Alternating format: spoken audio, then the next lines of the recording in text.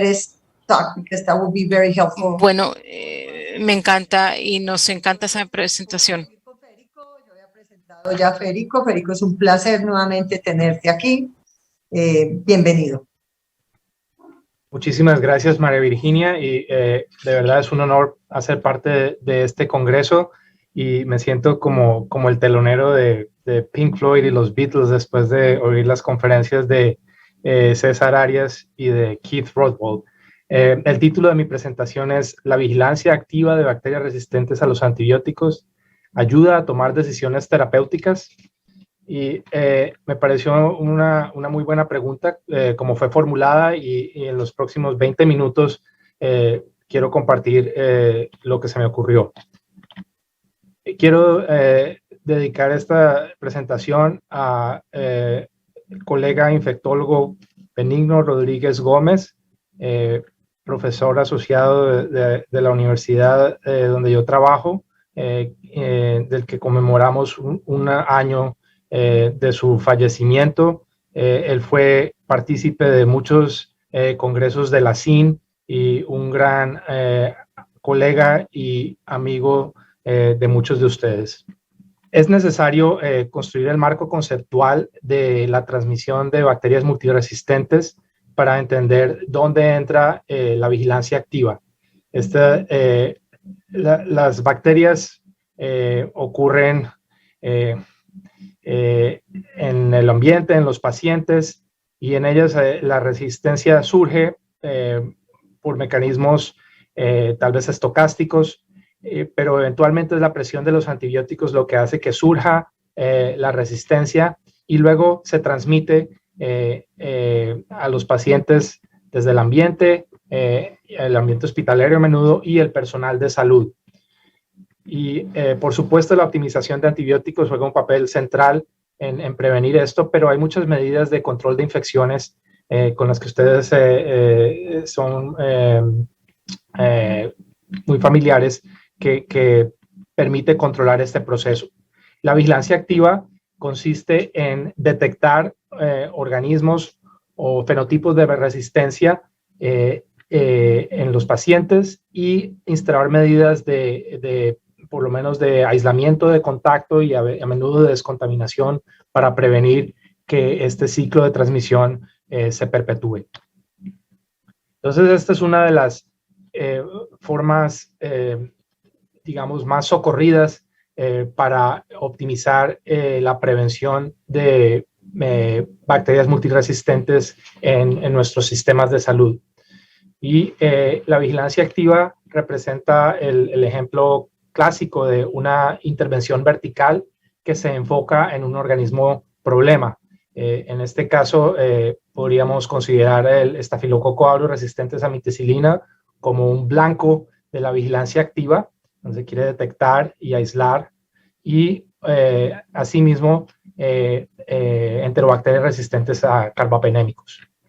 Y esta modalidad de intervención vertical contrasta con intervenciones horizontales que no se enfocan en un organismo particular, sino que quieren prevenir la transmisión de cualquier organismo en el sistema de salud. En el sistema de salud de los veteranos de los Estados Unidos, que consta de aproximadamente 160 hospitales distribuidos por todo el país y que atiende más o menos a 10 millones de veteranos, desde hace muchos años, desde el 2006, se ha instaurado un programa de vigilancia activa para el estafilococo aureus resistente a meticilina. Es un programa que es un mandato del sistema de salud y que se estableció en todo el sistema sin un grupo control per se, pero que fue adoptado efectivamente en un tiempo de un año. Ya el programa estaba montado y se estaban obteniendo tasas de tamizaje de los pacientes de la admisión muy altas que se han mantenido durante los últimos 15 años. Y la premisa era usar una prueba de tamizaje rápida con PCR para detectar el SARM, aislar a los pacientes, incentivar el lavado de manos, pero sobre todo instaurar un cambio cultural donde el control de infecciones es responsabilidad de todos. Y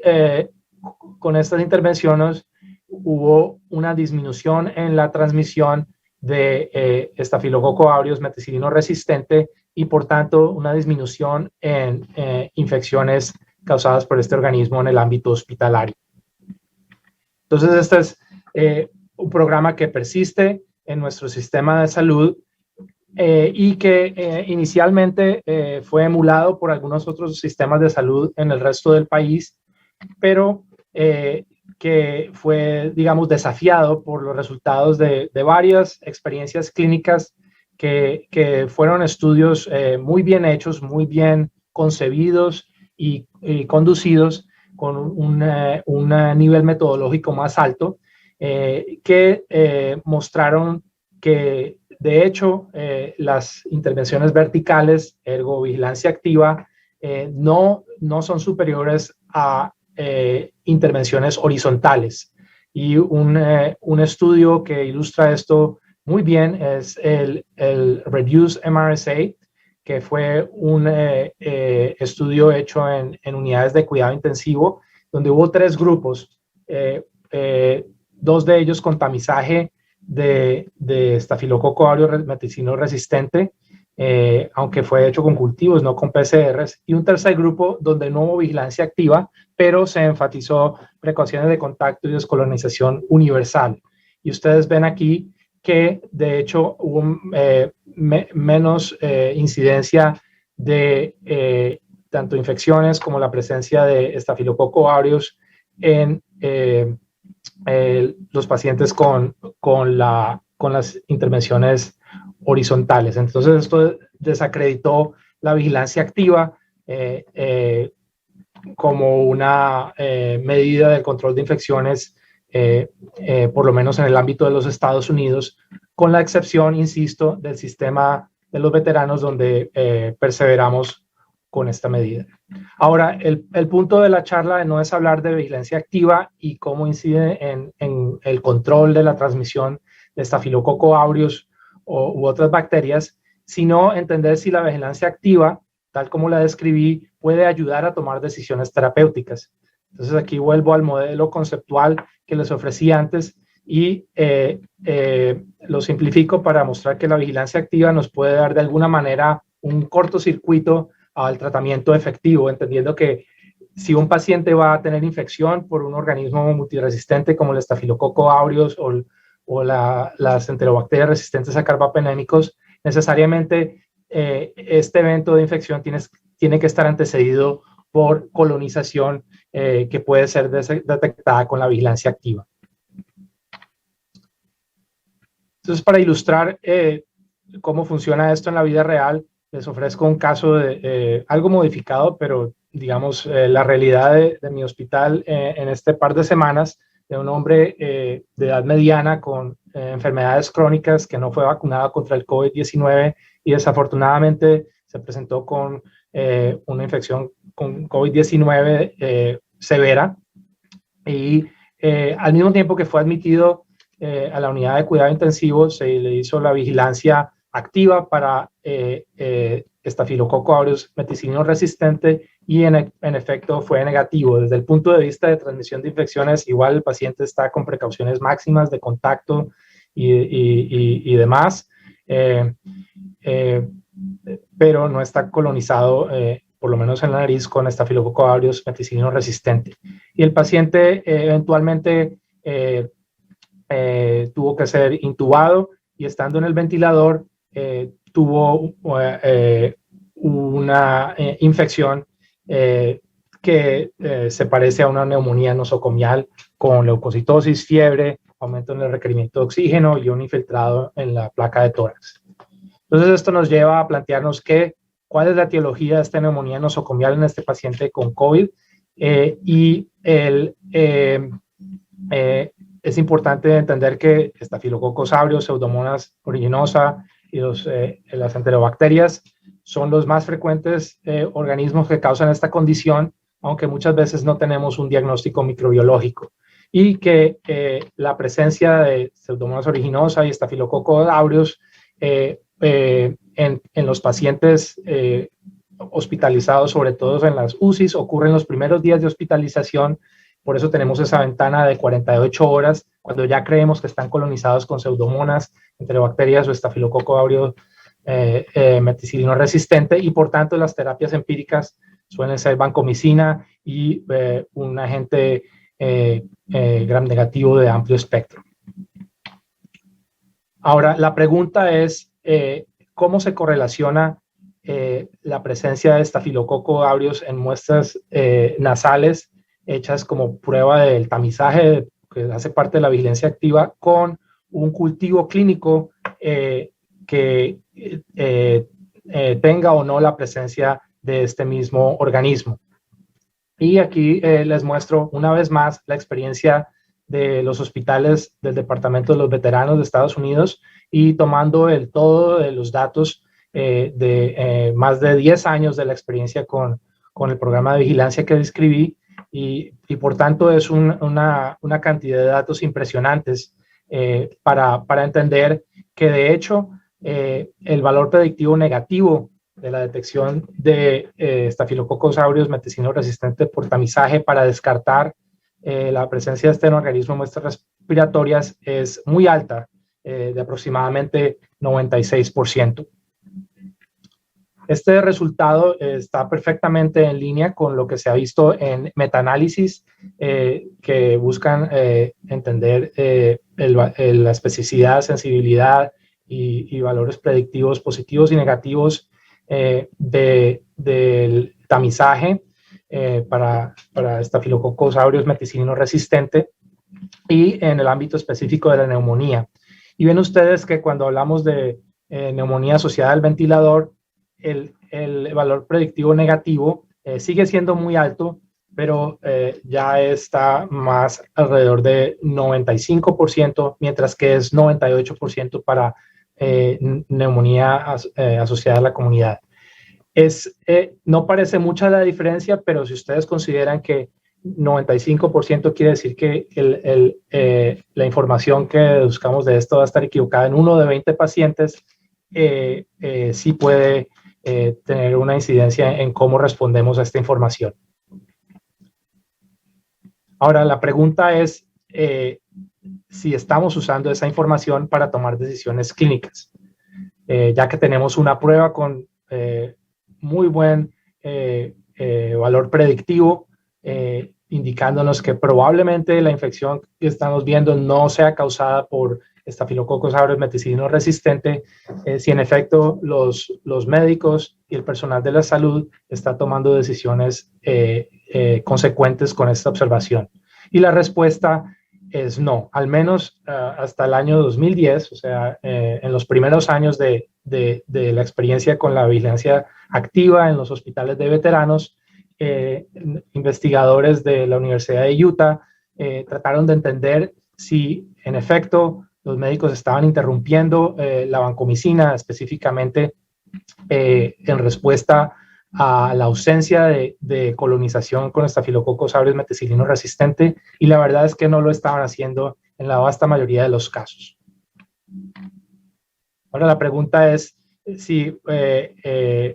en este momento, con un entendimiento mayor de cómo aprovechar esta información clínica, podemos mejorar. Y el equipo de stewardship de la Universidad de Stanford nos ofrece un ejemplo de cómo usar el PCR y sobre todo transmitir la información a los equipos clínicos durante las horas del día cuando las decisiones clínicas se están tomando, para informar que en efecto una prueba negativa de tamizaje con PCR es un buen predictor de ausencia de Staphylococcus aureus meticilino resistente en cultivos clínicos, y con esto han logrado aumentar la tasa de interrupción de vancomicina hasta el 70% de los casos, con consecuentes ahorros de dinero. Ahora, de vuelta al caso clínico, en este caso no se inició su tratamiento con vancomicina, dado que el Staphylococcus aureus en nariz por PCR era negativo, y fue tratado con meropenem empíricamente. Desafortunadamente, el cultivo de muestra respiratoria tuvo un crecimiento de Klebsiella pneumoniae que era resistente a carbapenem, probablemente una KPC, dado la situación epidemiológica de los Estados Unidos. Entonces, la pregunta es, ¿cómo podemos usar la vigilancia activa de enterobacterias resistentes a carbapenémicos para tomar estas decisiones clínicas? La primera pregunta es cómo tamizar, y hay varias formas de hacerlo. Esta es la forma, digamos, tradicional, que es lenta. Se cultiva en caldo, luego se subcultiva en agar con un antibiótico que seleccione, y luego hay que procesar las bacterias, y es demorado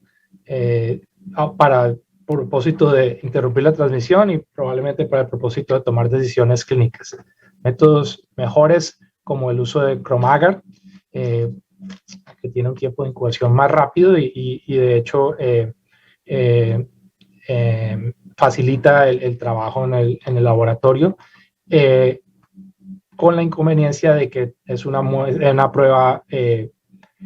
fenotípica y no entendemos cuál es el mecanismo de resistencia a los carbapenémicos. Y luego pruebas moleculares también pueden ser empleadas por el propósito de la vigilancia activa, donde incluimos plataformas de PCR múltiplex que están diseñadas para detectar los genes más frecuentemente asociados a producción de carbapenemasas y resistencia a carbapenémicos. Estas pruebas suelen ser rápidas, aunque tienen un costo alto relativo con las otras dos. Y a estas alturas del siglo XXI, ya nos planteamos usar Whole Genome Sequencing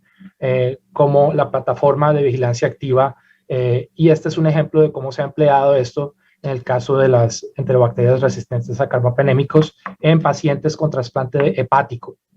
a los que se les recolectaron muestras fecales a través de un año después de su trasplante, y en este caso nos enfocamos en los resultados de las enterobacterias resistentes a carbapenémicos, en los cuales el 20% de los pacientes resultaron colonizados, y ven ustedes ahí que el colonizaje, o la colonización, perdón, ocurrió poco después del trasplante en términos relativos, y luego antecedió, por supuesto, la infección, validando nuestro marco conceptual, pero también dándonos un estimado de lo frecuente de este evento de colonización seguida por infección, que solo, y a diferencia de pacientes que no están colonizados, en los que no ocurre infección con este tipo de bacterias. Por supuesto, la gran ventaja del Whole Genome Sequencing es la cantidad de información que nos da, no solo la presencia de enterobacterias resistentes a carbapenémicos de acuerdo al genotipo, que es la pregunta clave en esta aplicación, pero también un entendimiento de la población de esas bacterias, de los mecanismos de resistencias, de las cepas que están circulando, etcétera. Entonces se puede reconstruir con esta información la dinámica poblacional y dinámica de transmisión de la colonización de enterobacterias resistentes a carbapenémicos, y se puede empezar a identificar aquellos que están a riesgo y que por tanto se beneficiarían de descolonización, y por supuesto instalar medidas de control de infección, pero también guiar el uso de antibióticos empíricos, porque si sabemos que la colonización es una condición previa para la infección, si conocemos el estatus de colonización, podemos anticipar la terapia empírica adecuada, tanto para cubrir o no la presencia eventual de carbapenemasas, de enterobacterias resistentes a carbapenémicos. Ahora, hay un detalle que es muy importante en estas inferencias, y es si en efecto se puede predecir la resistencia fenotípica a partir de la vigilancia molecular. Y este es un estudio que a mí me parece interesante para ilustrar que hay limitaciones al respecto. Si la prevalencia de la resistencia es muy baja, digamos el 5%, como suele ser en nuestro hospital. Las plataformas moleculares, si detectan un gen de carbapenemasa que predeciría la resistencia, en efecto tiene un valor predictivo que es bastante limitado. Entonces, con esto concluyo mi discusión y planteo que sí, la vigilancia activa de bacterias resistentes a los antibióticos nos puede ayudar a tomar decisiones terapéuticas con respecto a estafilococo áureo meticilino resistente, pero que hay que entender muy bien las limitaciones al respecto, sobre todo con neumonía asociada al ventilador, y también puede ser en un momento dado una forma de tomar decisiones con respecto a resistencia a beta-lactámicos en gram negativos. Muchas gracias de nuevo. Muchas gracias, Federico. Excelente charla, de verdad.